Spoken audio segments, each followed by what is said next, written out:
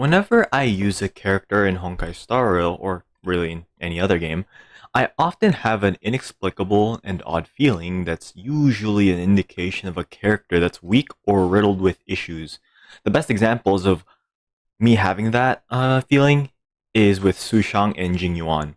Of course, I haven't made a dedicated video on how underpowered Jingliu is, but I did make one on Sushang, and if you have seen that, you know that I really dislike her because of her nonsensical kit.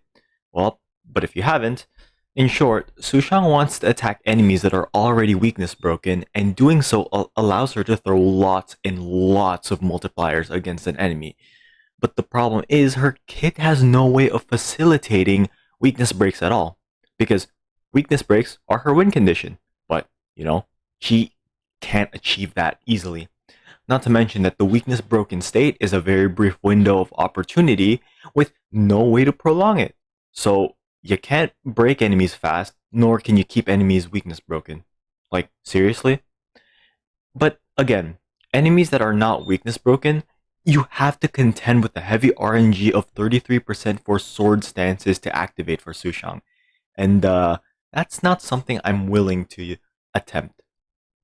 So, with Seele, I felt the instinct that Seele doesn't feel good to play for said inexplicable reason after near a month of using her. Like, maybe a few weeks, but I ignored the feeling and rationalized that coping. Past me was coping. It's fine. I have a quantum DPS and don't have to worry about quantum anymore. But now I feel comfortable remaking the video that I previously made because Seele is getting a rerun. Just kidding, she is on a rerun because this video took so long. Oh, great job me. But because I spent the Trailblazer power to farm the miserable quantum domain since the damage reduction set is absolute trash, it doesn't matter because even if the quantum set gave 20% damage boost, her base damage is so low, it rarely makes a difference. So, let's talk about it. Before I get started on her kit, the keen-eyed of you will see that my crit damage is low as hell. And to be honest, I don't care. Okay, I was having a really good run with a bunch of relatively decent sets, but I got this and it didn't roll well. Either, and again, it doesn't matter because what's 20% crit damage gonna do? 20% crit damage isn't really enough to make Seele viable in the first place. So yeah, let's get started with our kit. Now, I will always assume level 8 talents because that's the easiest level to actually farm for. Anything higher is like omega expensive, like 8, like 11, or even 12 for like level 10. So yeah, no. Starting off with her skill, Seele's skill has a ratio of, where is it? Yeah, it's this one. 192.5% of her attack to a single target without any additional effects. It's 0.5 listed on Honey Hunter, so I guess that's way more accurate, I guess. But 192%. With her ultimate, it has a ratio of 382.5% of her attack to a single target and automatically gives her the buffs of Resurgence. Again, 38.2, but the 0.5 is on Honey Hunter, so yeah. Now, Resurgence is basically the main way that Seele is going to do damage.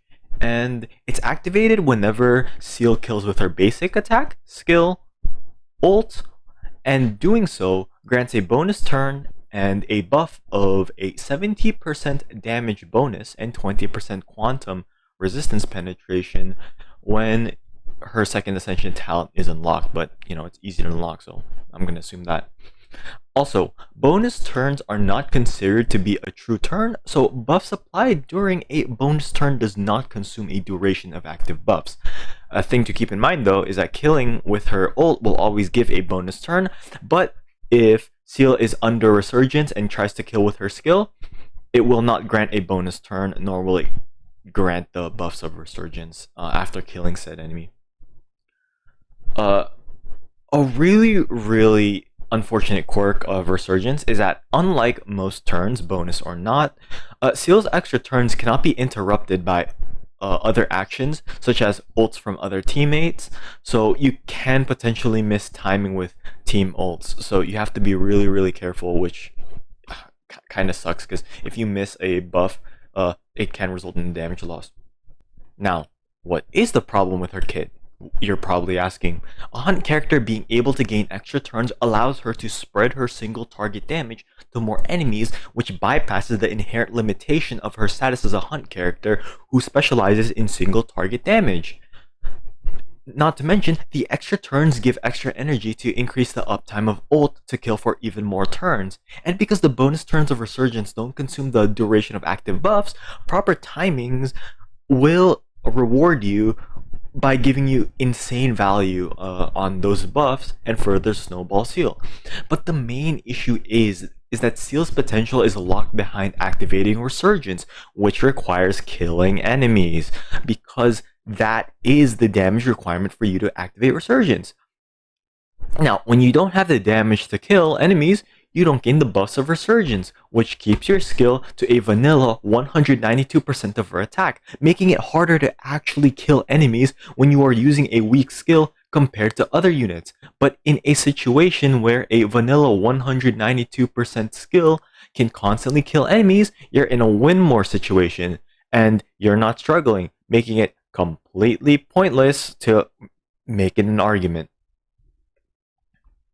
The only other way to activate Resurgence is to use Seele's ult to kill a side enemy, but that feels like a waste, because using its damage against a weaker enemy just to get a bonus turn, because it's its damage loss.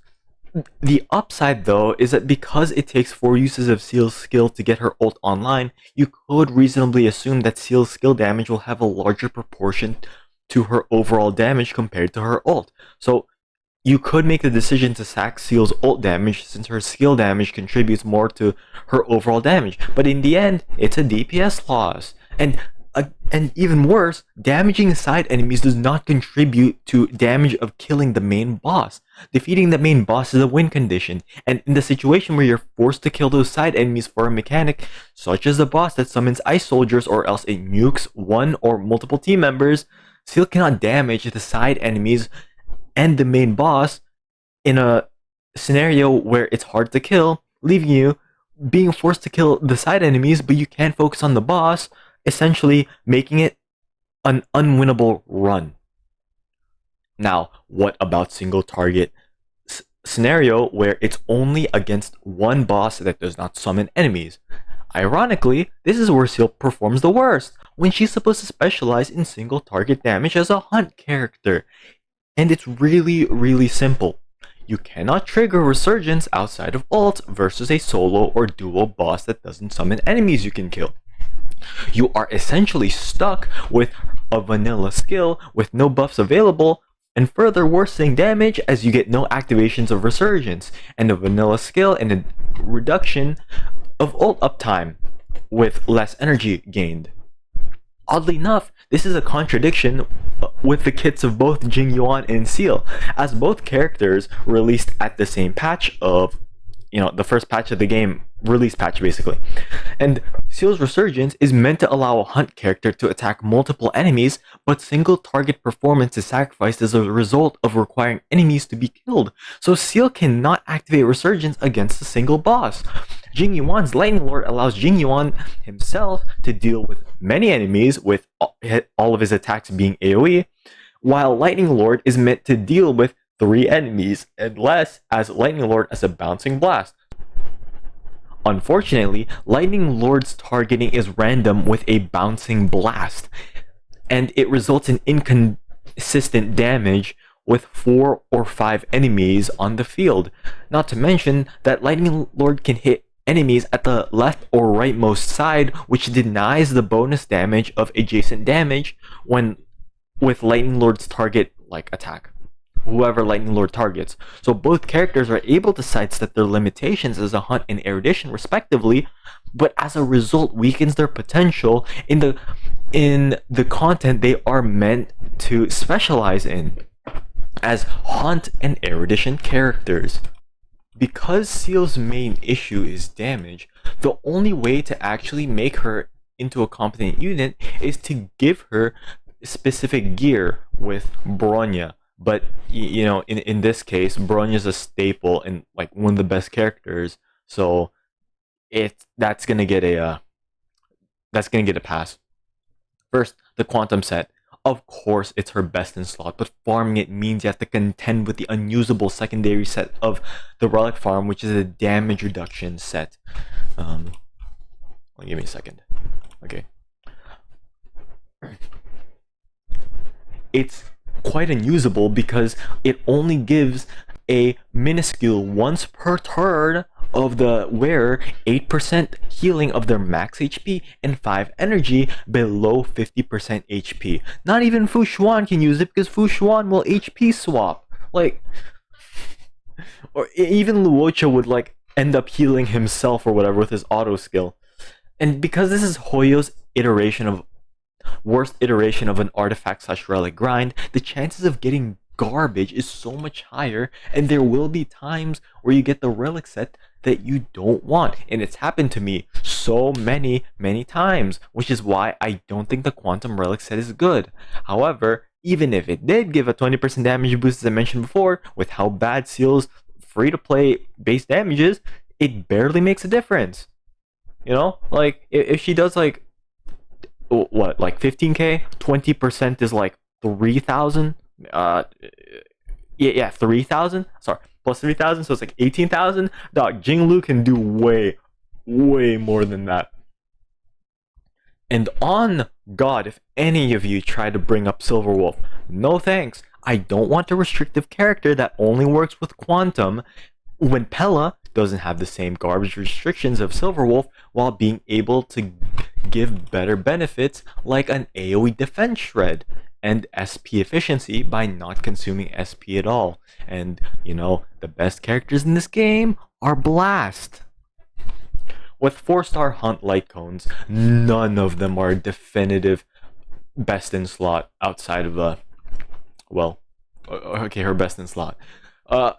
Subscribe for More is a good choice of balanced performance because it gives a permanent damage bonus to skill, and even more if ult is available, but most of the time, yeah, you're gonna use ult. Like, this gives like 80% skill damage bonus if you don't have, if you're not gonna use your ult. Swordplay gives the most unconditional damage bonus, but the problem is you're locked into one enemy. So if you change targets, you lose all your damage bonus, which is completely contradictory to Seele's Resurgence when you want to hit multiple enemies. It's anti-synergistic.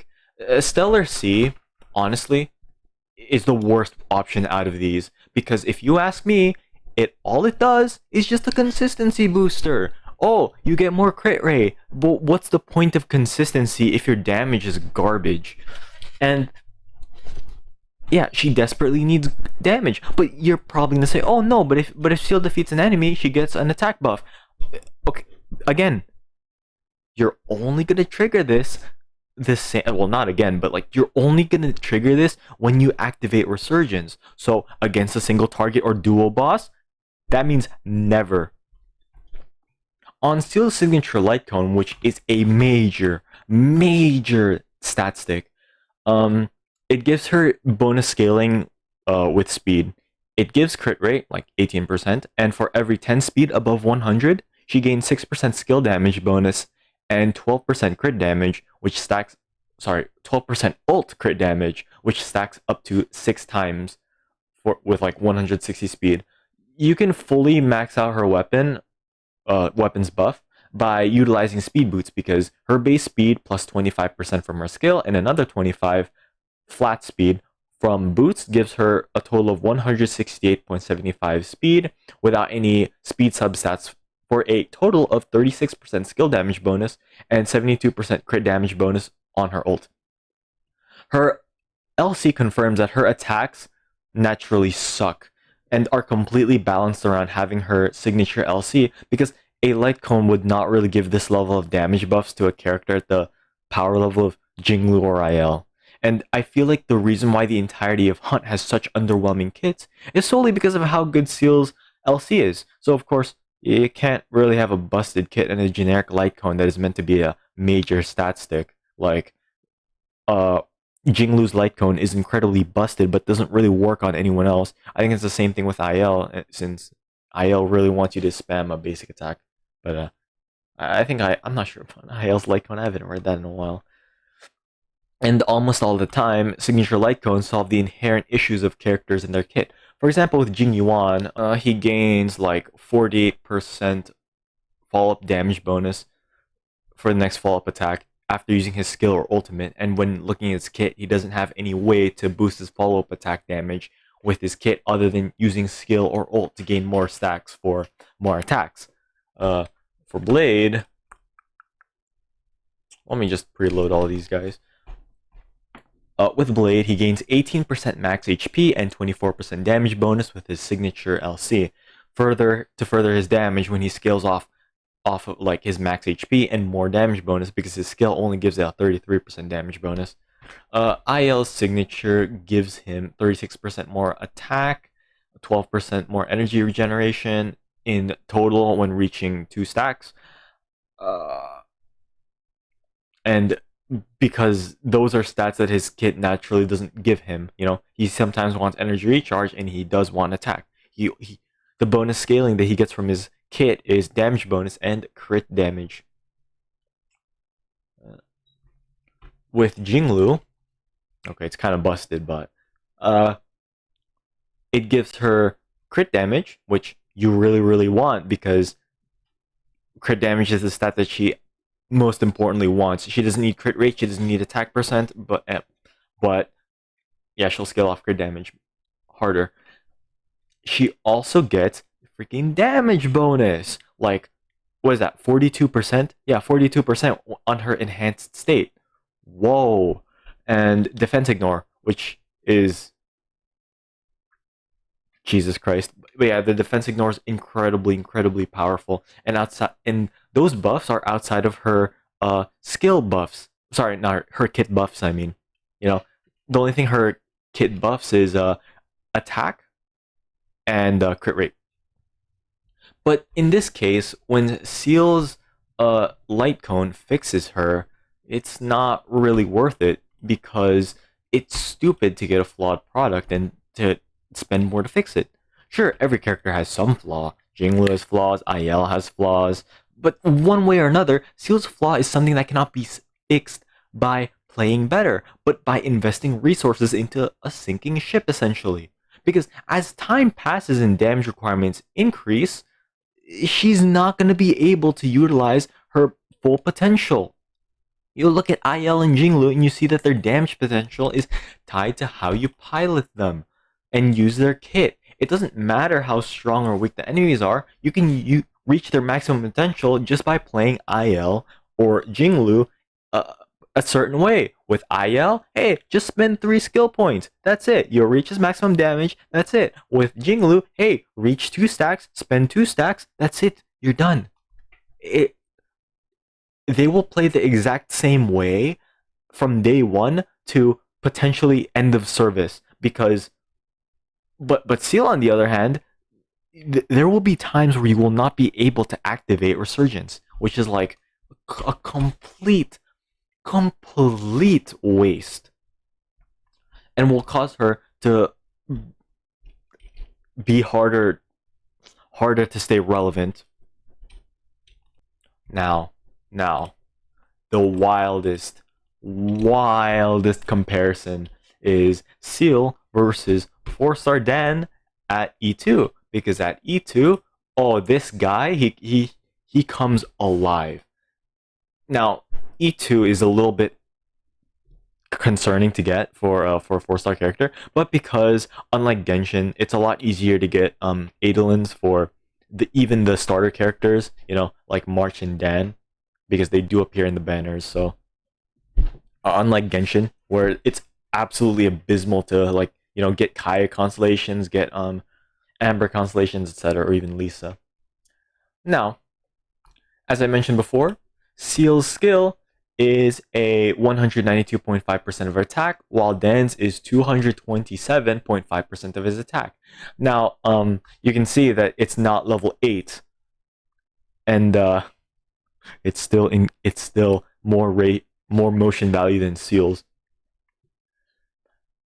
And it also has the chance to, well, I mean, it's almost always going to slow the enemy down by 12%. This doesn't really come that much. It's not really super helpful, but it does help to actually just slow the tempo of the boss down. And the reason why the slow is there is with his ult. Seal's ult, as I mentioned, is a 382.5% of her attack, and Dan's ult is 360% of his attack. Again, level 7, yikes. But if the target enemy is slowed, the motion value increases by 108%, which goes to a total of 468% of motion value. I don't care how much damage bonus you have. Motion value scales way, way harder than Resurgence's damage bonus. And there's a talent, which Seele's Resurgence gives a 70% damage bonus, again, with a 20% quantum resistance penetration. Dan's talent gives him 31.5% wind resistance penetration. Oh, there you go. And like on his next attack, when targeted by an ally for like a buff for a heal every 2 turns, but with E2, it reduces the cooldown by 1 turn, so you can get his talent once every other turn with E2. And this makes it so that he synergizes extremely well with Bronya. Because if Dan is faster than Bronya, Dan uses his skill, essentially removes the cooldown on his talent. Oh, that's not his talent. And then Bronya buffs Dan, refreshes his talent, and then Dan uses his skill, buff with Bronya in his res pen, which happens basically every other rotation. And although Seele does automatically gain Resurgence when she uses her ult, most of her damage comes from her skill, which should also apply to Dan. Except Dan gets a higher skill multiplier, higher res pen at every rotation when buffed with Bronya, and like sure, there's Resurgence to make up the difference, or potentially make a lead, but again, there's the motion value increase, which is a lot more potent than damage bonus. Not to mention, because Bronya will give a lot of damage bonus on Seele will be very, very oversaturated when using her ult, but with Dan, it's not gonna hit diminishing return. And even if, Bronya buffs both Seele and Dan will have his res pen. So, like every other turn. So, in this case, Dan will be much, much better, even on average. And a fun interaction is with Boat. Now, I said I don't like Boat, but because his E1 gives... Shoot, my keyboard's not working. Oh my god, my keyboard's not working. Okay. Because his E1 gives him 12% crit rate against enemies with 50% or higher HP, but Boat gives crit rate against enemies equal or lower than 50%, you essentially gain a permanent 12 to 16% crit rate bonus, depending on the superimposition level of a Boat, against enemies all the time. Now, it won't count towards Rudolent Arena, but we take those. It's a lot better than what Seele gives you. Now, giving both Seele's signature LC does allow Seele to actually compete and potentially blow Dan out of the water, but still, even if time goes forward, when time goes forward, it does not guarantee the activation of Resurgence. Now, the only real downside with Dan is it requires E2, but again, it's a lot easier to get constellations for starter characters because they're treated as any other 4-star character. And because when he attacks, you want to trigger his ability called Faster Than Light, which increases his speed by 20%. So you could run attack boots. Yeah, you could run attack boots, so you don't need as much speed to hit the 134 speed. I mean, I don't really try to, but I just put as much speed as I reasonably can. And there are times when I don't get this speed buff, which is really, really not fun. And before you say, oh, you can't compare each other, well, yes, you can, because you build them the same way. You build Seal with a crit rate chest, you build him with a crit rate chest, you build Seal with attack boots, you build Dan with attack boots, you build Seal with a quantum orb, you build Dan with a wind orb. You give Seal an attack rope, you give Dan an attack rope. Wow, it's like building characters in this game isn't really that hard. Well, I mean, it's getting the gear. It's just mapping out their potential build is not that really difficult. And the response I got, holy hell. The response I got was that it's invalid for the reason that Seal has a higher usage rate than Dan, in which I would completely disagree by saying that usage rate doesn't indicate strength or viability, but only popularity in the format. Zhongli, or potentially was, because I haven't played the game in a while, he was the most popular character using Genshin's Abyss when I played, but that did not mean he was the best character. Usage rates can rise or fall depending on what's popular or what is format warping. Zhongli had a high usage rate because dodging Genshin on a phone is miserable. And where is most of Genshin's population? Mobile phones. And he's a win-more unit that thrives when you can clear content with a 3-character team, because Zhongli will not contribute to overall damage. Yes, he does have the Omni Shred, but that's not equivalent to another character. That's not equivalent to a Kazuha, that's not equivalent to a Sucrose, that's not equivalent to a Saint Cho. Basically, he won't help when you desperately need damage. And Zhongli did become unpopular in the Abyss rotation when enemies were the wolves that burn HP when hitting allies, even if they were shielded, which is still cringe. Honkai back third. Defensive options like healing and shield are never chosen because the game has a multitude of defensive options, such as dodging attacks with invincibility frames, constantly stun locking enemies, and even floating just to raw avoid attacks. But the reason why, most importantly, is because Honkai third is not a performance intensive as Genshin Impact is. You can hit 60 frames in lower settings with less modern phones, but the same can't be said for Genshin's performance, which is abysmal even in the Abyss where nothing's basically being rendered, and not to mention the painful input lag, because it requires a constant internet connection. Honkai 3rd doesn't have input lag during fights because the game only seems to use the internet when completing stage and finalizing scores, so fighting bosses is seamless even if you have a slow Wi-Fi like me. Genshin needs to have a fast connection like all the time, and any drop in connection will cause the game to be unplayable and cause you to rubber band. So the HI3 format, it allows you to ignore defensive characters for more damage because, well, you're able to play hyper offensively. And the same could even be said for Yu-Gi-Oh, where some cards would gain usage as they could prevent the most popular deck of the format from playing the game, such as Kashtira in TCG pre-Arise Heart ban, which is an archetype that sets up monster interruptions rather than raw negates. So Book of Moon and Book of Eclipse are very popular options to shut down a Kashtira board because, they can't negate it. But now that Kashtira is crippled and without Arise Heart, which is their boss monster, the books will fall out of usage.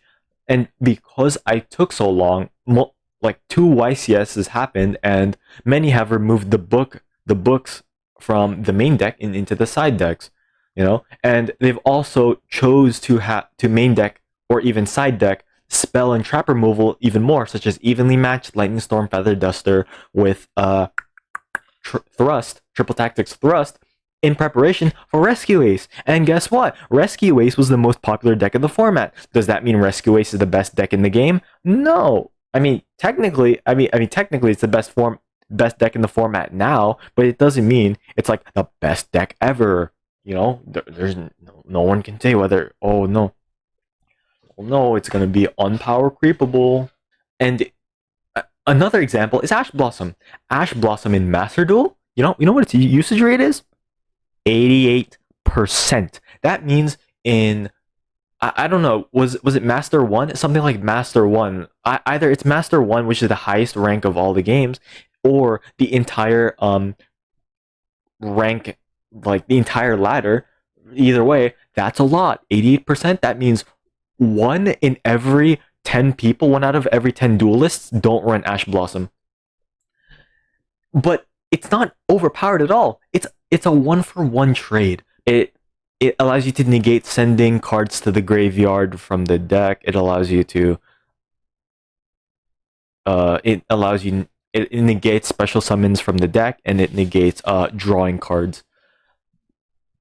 And that's not really overpowered. But you know what is overpowered? A card called Maxx.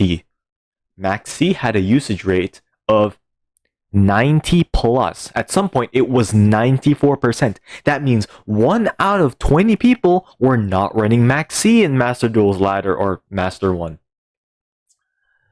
And because Maxx is such a strong and format warping card, Ash Blossom is used to negate Maxx because Maxx draws cards, and even other cards like Called by the Grave and Crossout Designator are used to negate or help Maxx resolve.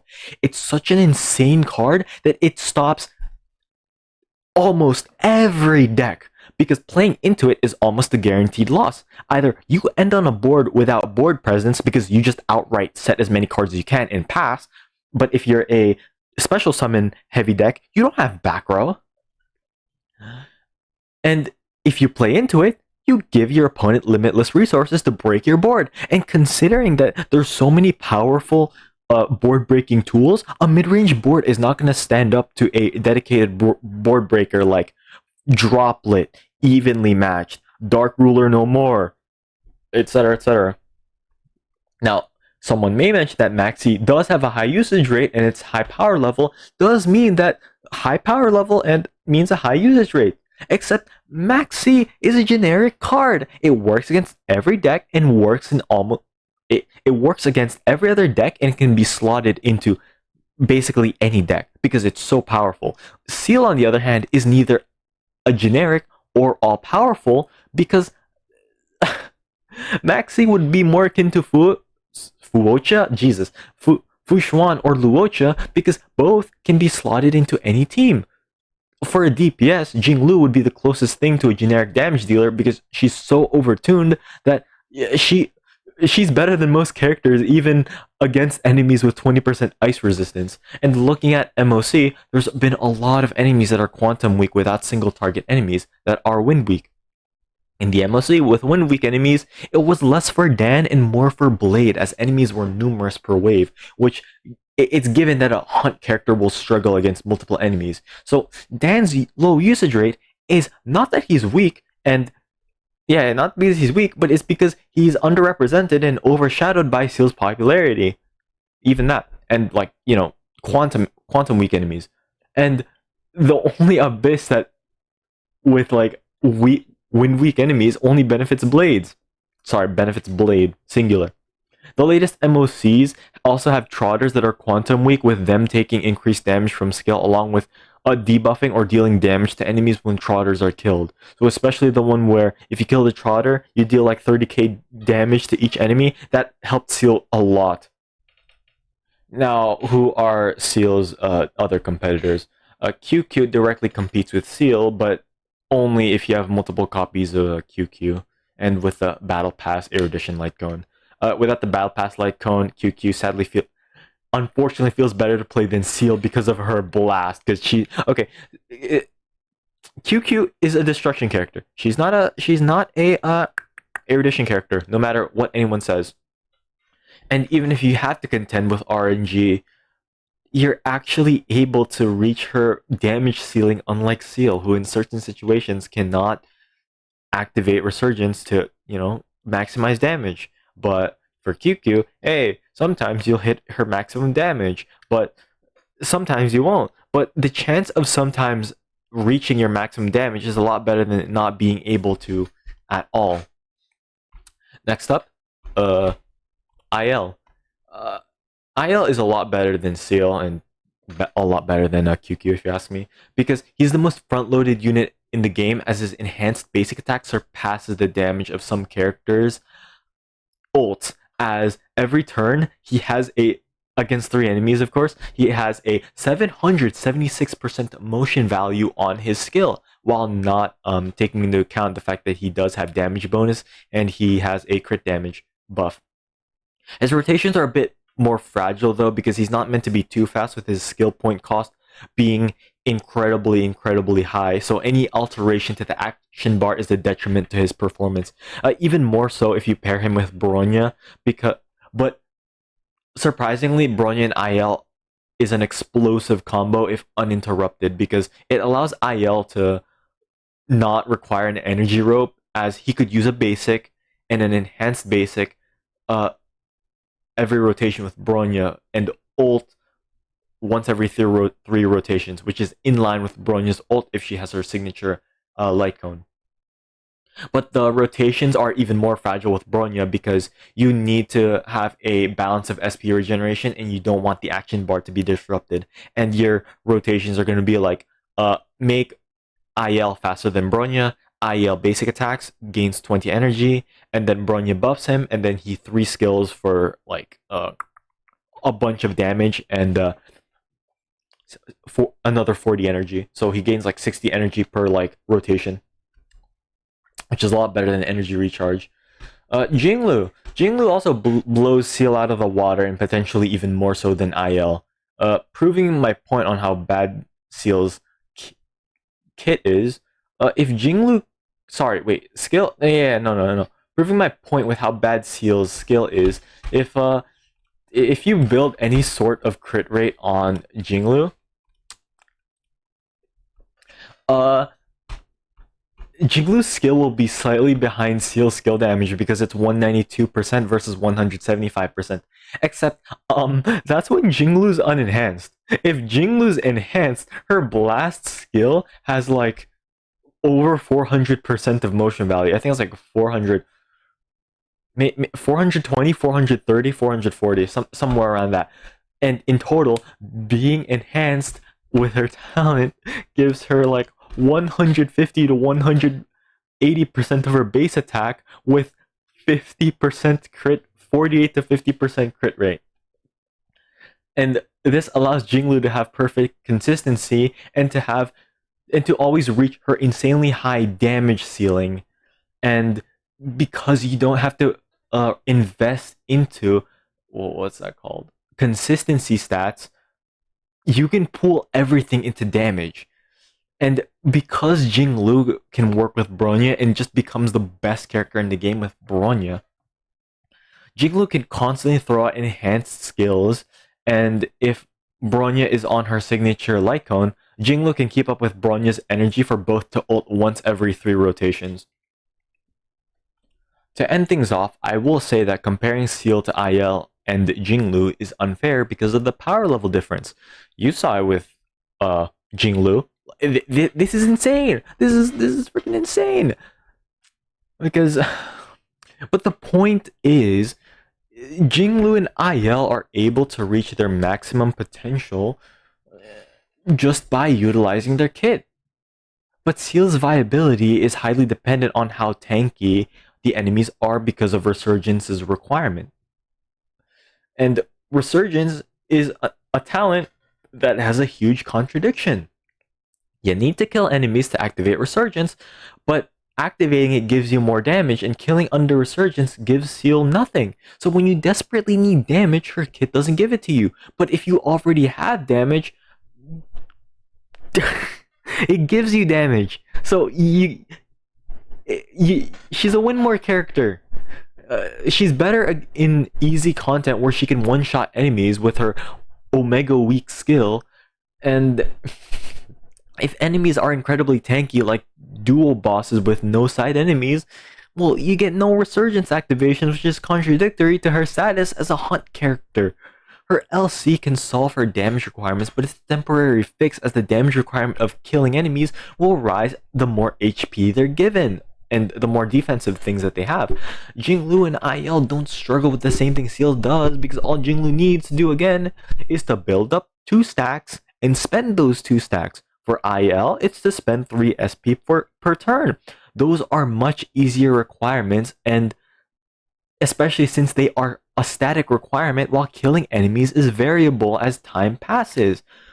Honestly, the only potentially valid reason to get Seal is for quantum DPS, but Qingque is a direct competitor, which is better if you have multiple copies of Qingque. Forced Ardanity too also has a much better kit, and he has higher numbers, I feel like, while being able to constantly access his maximum potential of his kit.